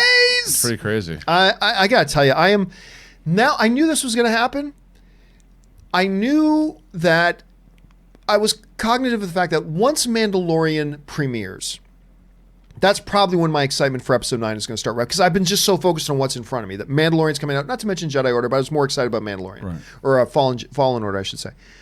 And it has come to pass. Now that Mandalorian is now a reality and it's a part of what we're doing now more of my internal fandom attention is now turning to episode 9. And I'm starting to get rather stoked. I'm starting to get pretty excited about it. Yeah, I'm looking forward to seeing Finally saw some TV spots last night. I saw, and I'm really we just talked about it. I want to see how the Palpatine thing plays out. That's gonna be the thing that I want to get into theater for. I'm gonna geek out the second I hear him laugh or talk, or it's my favorite. So when he shows up, I want to learn how. I want to learn how it's going to further the lore. I'm ready for it. Once again though, if you were like, you can only see that or the whole season of Mandalorian, what do you got? Mandalorian all day long. I'm probably still episode 9. Yeah, but I'll say this. Look, What all film fans do that we absolutely should not do is start thinking, well, this is what they should do in this upcoming movie. They should do this and they should do. That's a horrible thing. You're just ruining it for yourself. I am trying my hardest to adapt a philosophy of, you know what? No, I just want to see what they're going to give us. But I will tell you this. I think it would be a monumental mistake for them to have Ian McDiarmid on the stage of Star Wars Celebration, to have him the most prominent figure on the first poster that came out, to have him narrating the second trailer, right, and you have him just pop up in the last 15 minutes of the movie or something like that, that would be an utter mistake. I think there'll be more than that. It better be. I think there'll be more than that. Now, I'm not saying if you hadn't have done all that stuff with all the marketing, I would say, hey, yeah, if he just pops up in the last 15 minutes. Right. But if you're going to make him so prominent in the marketing, the worst thing they could do right now that I think would turn a lot of people off, including this guy, is going to be now all of a sudden he just pops up in the last 15 minutes. It's like, oh, there, that, okay, fine. No, there's more to it. I think he's going to be the overall, reoccurring, how this all happened. I think there's going to be a lot of it. Better. I don't expect this to be the Sheev Palpatine movie, but he better have a significant presence or else I think it's going to turn a lot of people off. Jake Walsh writes, I think Canto Bight could have been much better if they had Phasma hunting them down. Would have added some much needed tension. Love the new show. Well, thank you so much, Jake. I'll tell you what, I've thought a lot about Canto Bight because the very, very first thing I tweeted, because you and I were both at the premiere, and the very first thing I tweeted when I came out was about the Canto Bight scene and the fact that I didn't feel like they used Finn properly or Rose properly, and I thought the Benicio del Toro character was a waste. It's not just that the cheesiness and the corniness of the whole environment that they created, but nothing furthered the narrative on that planet. There was no purpose to that whole world other than gosh, the rich can be so double-sided. I mean, other than that, I kind of agree with what Jake's saying is that if you at least introduce Phasma into that and you were furthering the conflict between Phasma and Finn and deepening that animosity and doing something with narrative purpose, I agree. It could have improved it. I think so too. I think that would have been a lot better. Because that character and Gwendolyn Christie was so, they did her wrong because she is such a great actress. She's so much. And from what they did with her in the novel, which was great, they didn't carry that over at all. Worthless character by the time that. By the way, did you read the Phasma novel? A lot of it, yeah. I really enjoyed the Phasma novel. You learned so much more, but it didn't carry over at all. Didn't connect because it wasn't the same character. It was a completely different character. All right. Anthony Cullen. Did I miss one? No. Anthony Cullen writes, John and Kristian, when will we learn about what happened to Ezra? I don't know if we ever will. I don't know. I don't know about ever. I don't know about ever. I don't know that I care. And I like Rebels, and I like the Ezra character, but I'm like, okay, that's the ending of that story. They'll come around. You know why I want to know? What's that? Because he's with Thrawn, and it's like Thrawn and him are connected. And I was like, what's going on with Thrawn? What's going on with him? And where are they? And both Ahsoka and Sabine are going after him. Yeah, who I also don't care much about. Oh, you know, that's right. You don't. See, I do very much, and I'll tell you what, because we've both talked about it many times how we hate the Clone Wars movie. Yes. When was the last time you saw it? I watched it one more time. Oh, for one of the battles. Prior to the Orlando thing. Because as soon as you told me that the Star Wars Clone Wars was going to be part of it, I'm like, I better at least force myself to watch it one more time. So it's definitely not good. But when I was watching it, I hadn't really watched it since I saw it in the theater. Because it ties back into a lot of the stuff that I knew was happening. And I watched it with my daughter also too. And there's some stuff like Jabba's uncle is atrocious. And what really? Yeah. Jabba's uncle and calling his kid Stinky Poo or something. That kind of stuff. Hey, little it's Stinky. Awful. But a lot of the stuff, a lot of the other stuff with Anakin and some of the actual action that's going on, you could see where the good stuff of Clone Wars. There is some good Clone Wars stuff in there. I don't hate it as much as I did before. All right. I'm going to have you take the lead on this next question. So it's getting warm in here, so I'm going to turn on the air. But Connor Ryan writes, over under 30% that The Mandalorian at some point reintroduces the nigh unlikable Mandalorian-hating Dirge back to the canon. I think he'd be a challenging, intimidating, and badass opponent. I'll be honest with you, I'm not recalling it. So are we talking about this from Rebels? Well, it says introduce it back into canon. Was it something from outside of canon? It might be. I'm not sure. I'm not as familiar with it either, unless it's from Knights of the Republic. I don't remember. I'm sorry, Connor. I don't remember that one. All right. Sorry about that, Connor. Next up, Death Star writes, if The Mandalorian draws elements from Clint Eastwood's role in the Dollars trilogy, I would love a Boba story that takes from Clint Eastwood's Unforgiven, loving the show. Wouldn't that just be a copy of what Mandalorian is kind of doing already? At this point, I think so. And the other thing with I saw a couple reports here, by the way, with some people think that The Mandalorian could be Boba Fett. And I say, how? How could it be Boba Fett, where you go to those flashbacks, and the flashbacks seem to have the Mandalorian himself with parents, and there's a different history, and he said he was a foundling. Boba Fett wasn't a foundling, and Boba Fett, we know, was running around and getting into fights with a Cad Bane and things, so we know where Boba Fett is at this point. So I don't think that is the case, and I don't necessarily know if I don't want to see I'd like to see Boba Fett show up. I just don't want to, in the Mandalorian, I don't need a Boba Fett movie. I don't need a Boba Fett series. And I think because we have the Mandalorian, I think that gives us, he's got that aura of what Boba Fett had in Empire Strikes Back. The Mandalorian Right, does. yeah, he does. So I'm good with that. I got the mystery. And eventually, if I find out more about him, like who he is, do we see Pedro Pascal finally take off the mask down the line? That's the type of stuff I'm more interested in than what Boba Fett's doing. All right, thanks for sending that in, Death Star. All right, next up, Bames John writes, 50 years old, huh? Does that mean Yoda and Yaddle did the business? That seems to be a popular theory. Wouldn't mind a connection there, but also okay with no ties to Yoda at all. You know, ever since we saw the Camino symbol, a lot of people have been speculating, hey, what if the reason is because this is a Yoda clone? Like that, okay, that automatically would make it a pretty valuable little thing. But I don't know, do you honestly think there's going to be any connection with Yoda and Yaddle at this point? No. None.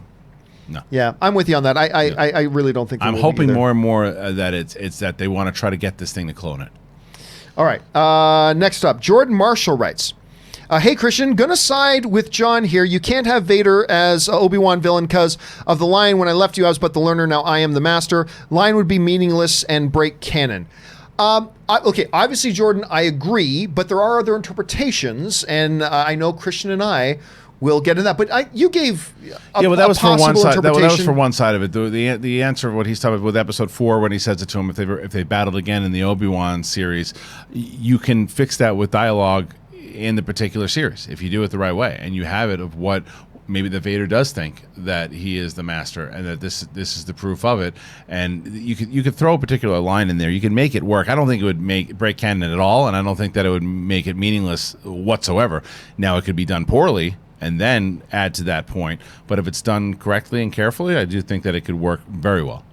Okay. Rodrigo Merg writes, keep up the great work, guys. Thank you so much. It's always nice when somebody wants to write in just to say something nice. Thank you for that, Rodrigo. All right. Chris Jones writes, could they ever introduce an Ewok character in live action and have them be a legit badass? Not a primitive type traditional Ewok, maybe one that escaped Endor a while back and took off and did their own thing.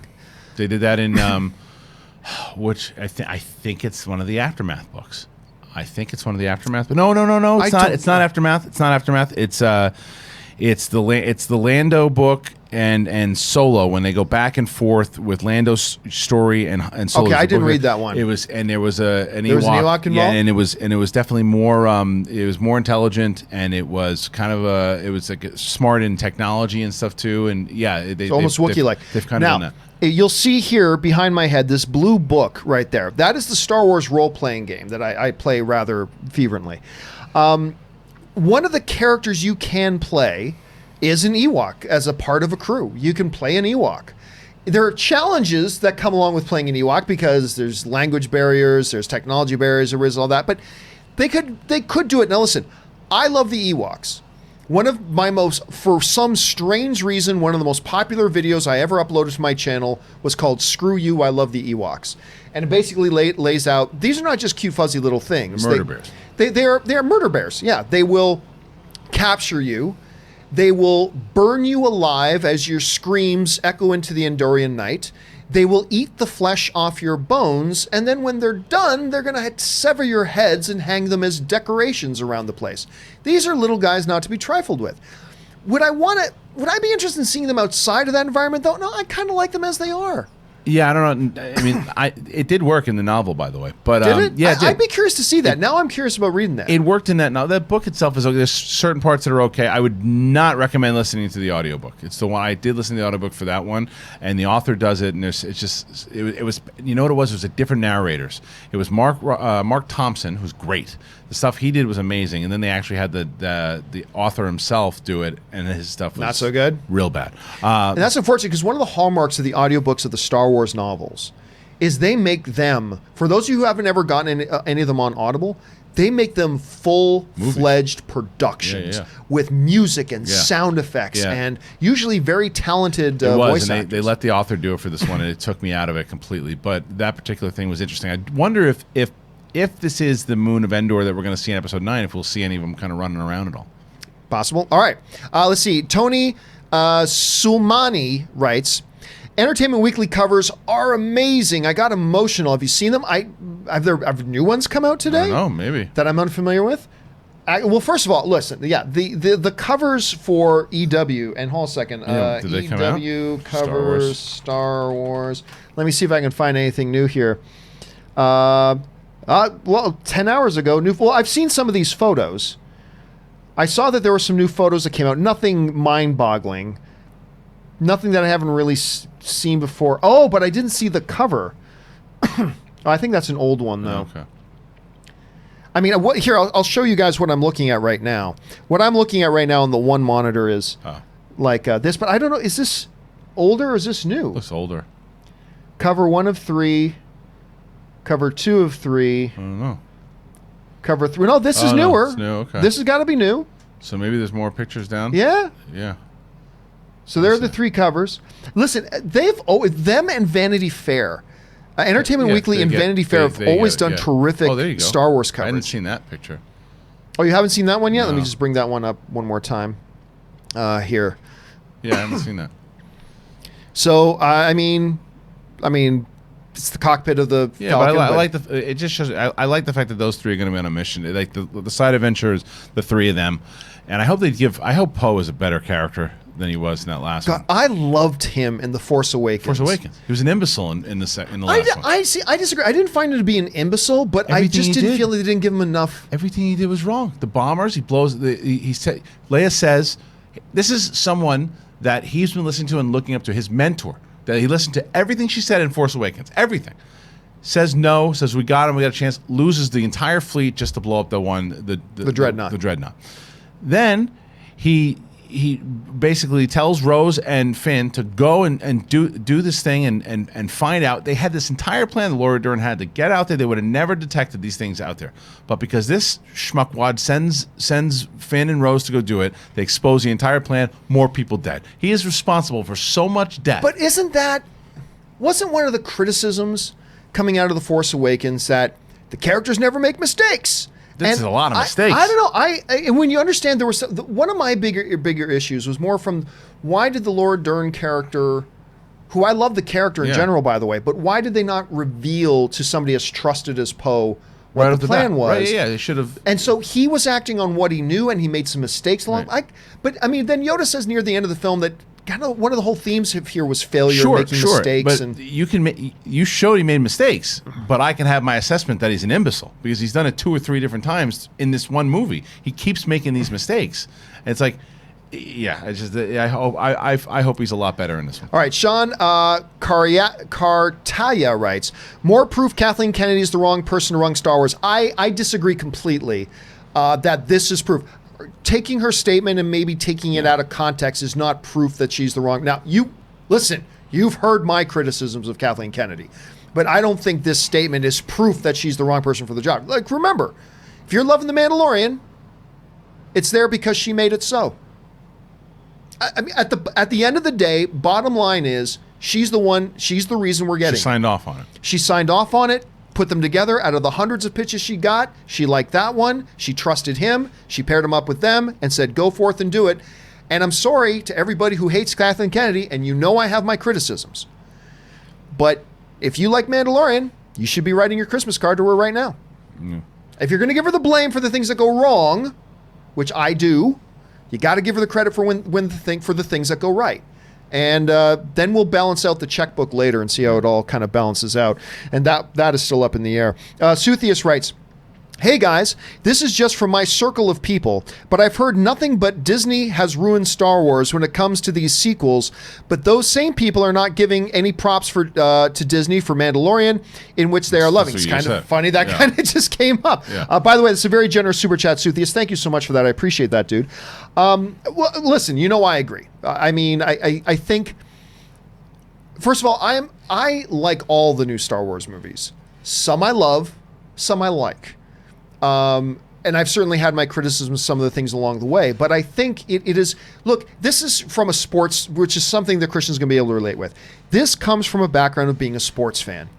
You understand when things are going wrong with the team, you do assign responsibility. You hold the team accountable, but when things go right, you got to give the credit. And I think when you see anybody, and this goes for more than just Star Wars, it can go for any movie franchise, any other type of endeavor.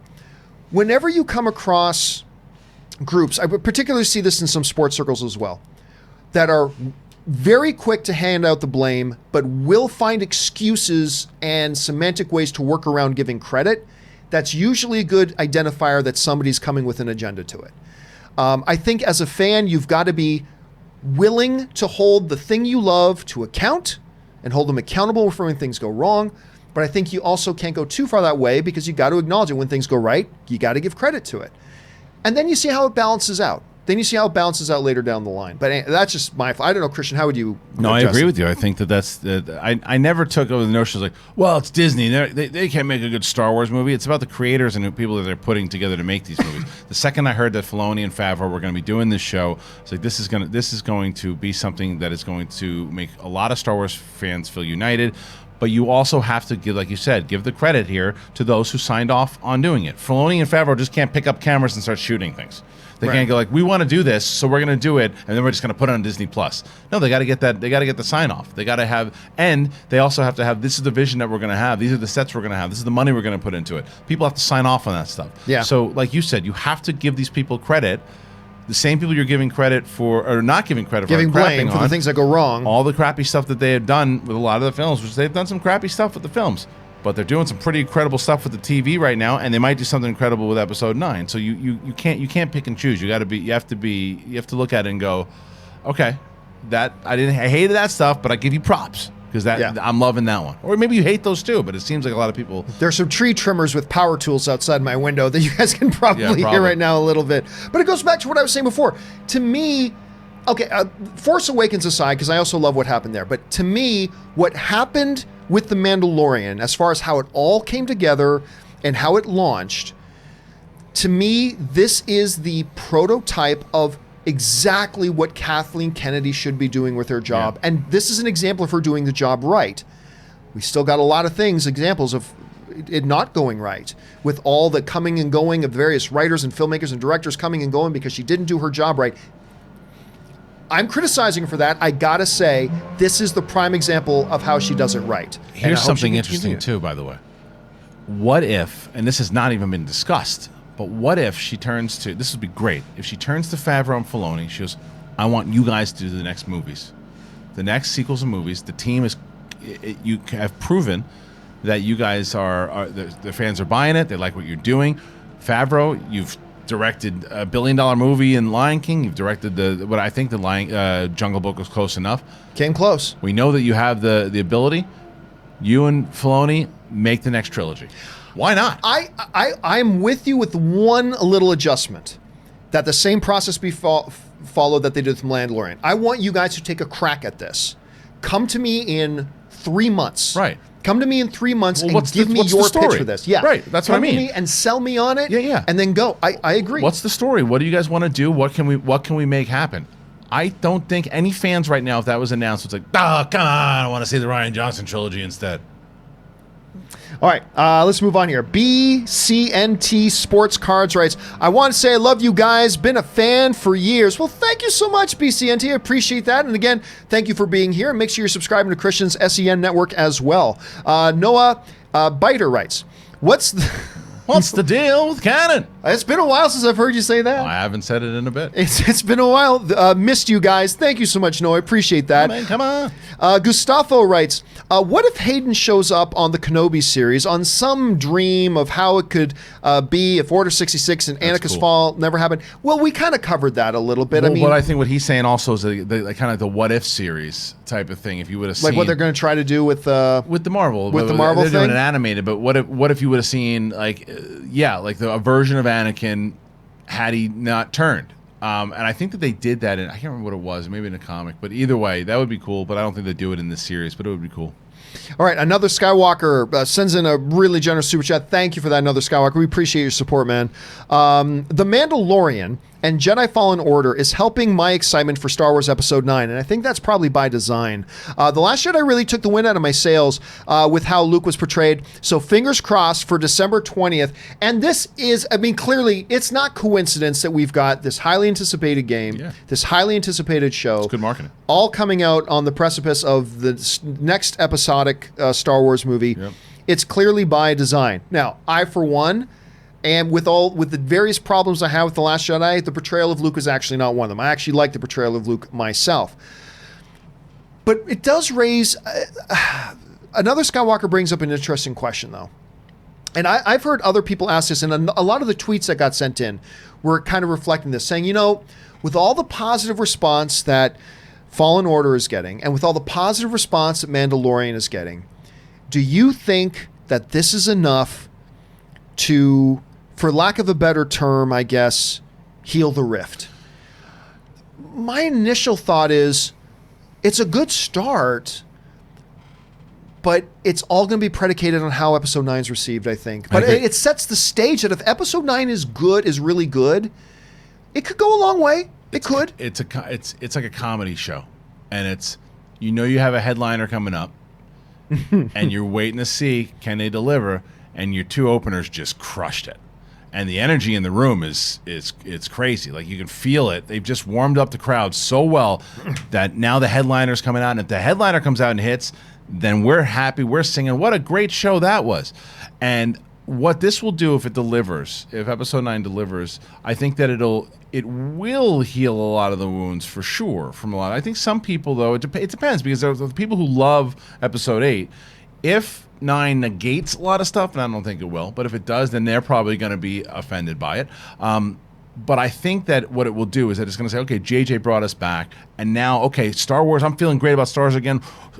All right, Obi-Wan's coming, Mandalorian Season 2, because we're not getting movies for a little bit, and I think people will get pretty excited for it. I think it'll help if it's pretty good. There's also a human element to it as well, I think, because, like, look, we're all human, we all have some stupid tendencies that I think, like, if there's one of my favorite sports teams, Leafs, that haven't even been to the Stanley Cup final in my lifetime, once I have found that as a fan, that once I have turned on, say, a particular player or a particular coach, and this takes place over the course of years, even if they start doing some things right, I find, and this is a very unfortunate human tendency, but I admit to it, it's almost too late.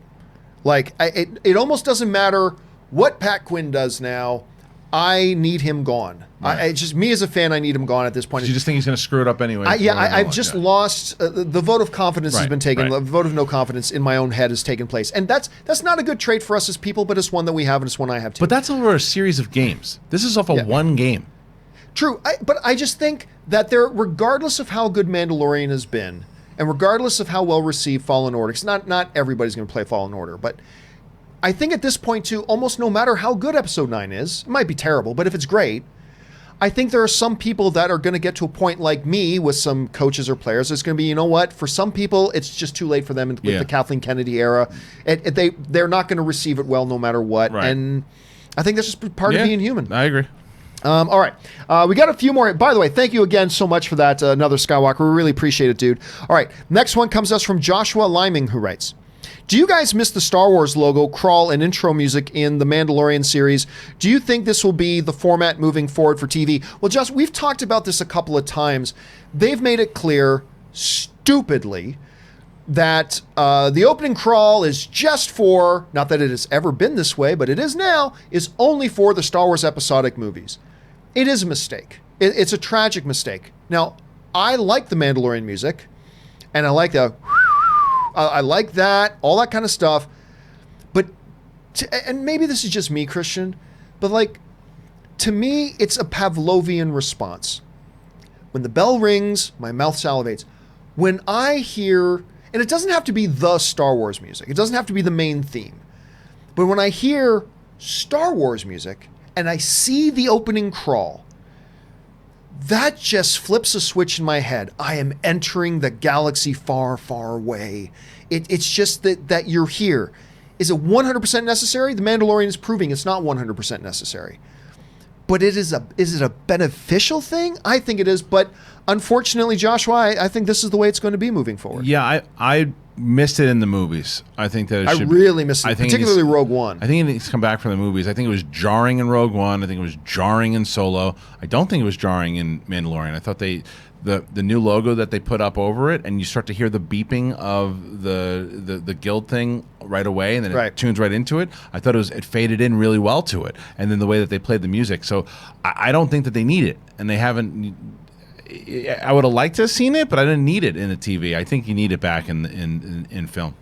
All right, it should have been Akbar writes, episode 8 was trash in my opinion. That is all. Hey, everybody's got their own opinion about the different movies, and you are certainly entitled. I think you're completely wrong, but hey, that's why we all have different opinions when it comes to these movies, man. And yours is no less valid than mine. All right, Man Mountain Gherkin 23 writes, there was a YouTube trailer about Han Solo in modern day LA. However, I cannot find it anymore. Have you seen it? No. Number one, I have not seen it. And number two, I'm really happy I haven't seen it.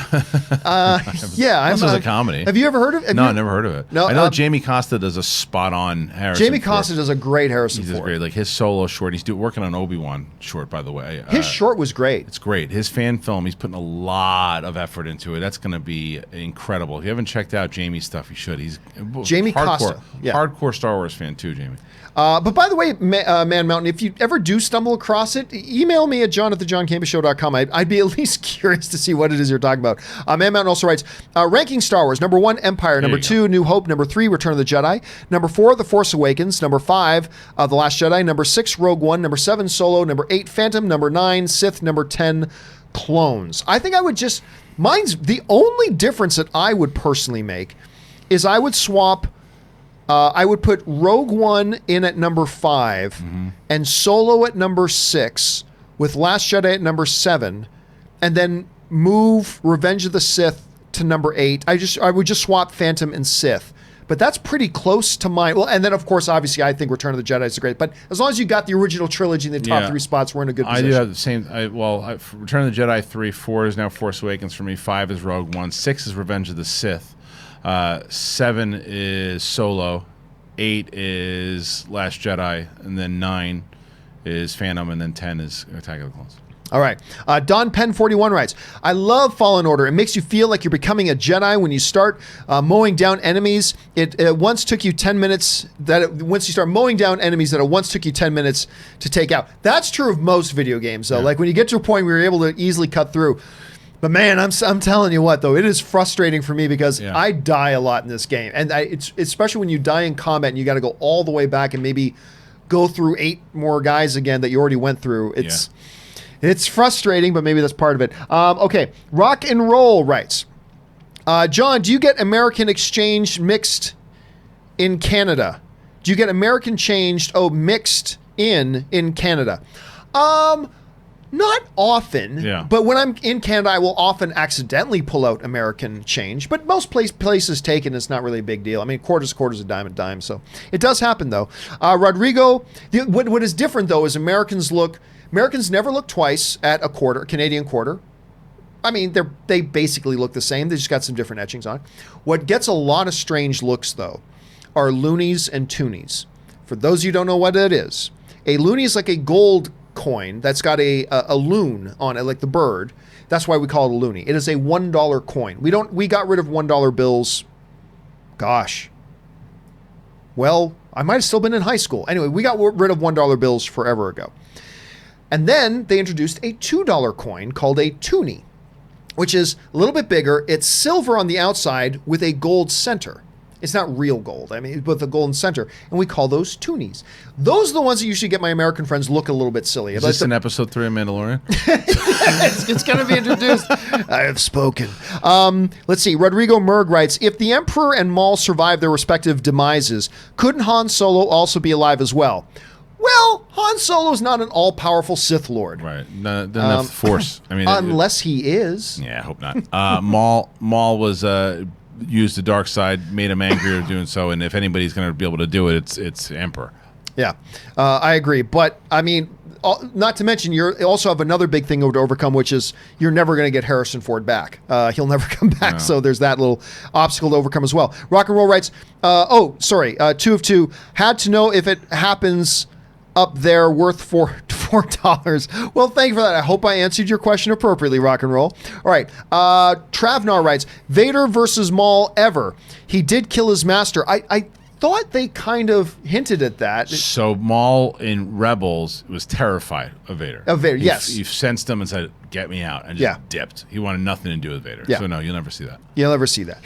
Darth Devo Knievel writes, Disney Plus needs a Vader series called Jedi Hunt. I'm not interested. I'm super interested. I'd be interested in a quick 10-minute YouTube short. I don't think I'd be interested in a...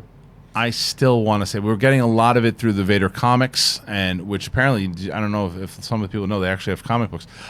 But through the Vader comics, you learned a lot more about that Jedi purge and things that I wanted to see live action wise. I'd be up for it. I just don't think they'll ever do it, but I'd be up for it.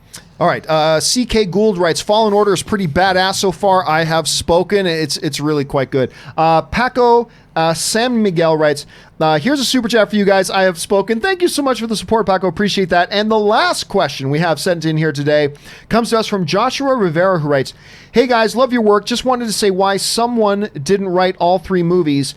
How you have different writers for each movie. First time. Let me try this again. Yeah. Hey guys, love the work. Thank you. Just wanted to say why someone didn't write all 3 movies. Oh, I see. How you have different writer for each movie. First time, keep up the good work. Okay, I get where you're getting at. So, and first time you're saying this is your first time writing it. Well, thank you for that, Joshua.